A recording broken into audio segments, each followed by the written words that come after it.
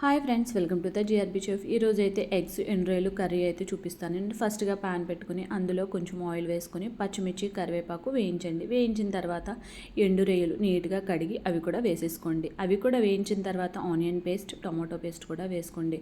వేయించి మనమైతే బాగా ఆయిల్ అయితే వేయించాలండి. వేయిస్తే టేస్ట్ బాగుంటుంది. నెక్స్ట్గా అల్లం వెల్లుల్లి పేస్ట్ కాస్త వేసుకోండి. వేసిన తర్వాత సాల్ట్ కూడా యాడ్ చేసుకోండి. ఇవన్నీ వేసిన తర్వాత మరి కాస్త వేయించండి. వేయించిన తర్వాత మసాలా పొడి, సరిపడినంత కారం కూడా వేసేసేయండి. ఈ కారం కూడా ఆయిల్లో మనకి బాగా మగ్గితే కర్రీ బాగుంటుంది. నెక్స్ట్గా ఉడికించిన ఎగ్స్ అండి. ఎగ్స్ కూడా ఇలా వేసేసి లైట్గా వాటర్ అయితే వేసుకోండి. వాటర్ వేసిన తర్వాత ఒక 2 మినిట్స్ పాటు మూత పెట్టేసి ఉంచేయండి.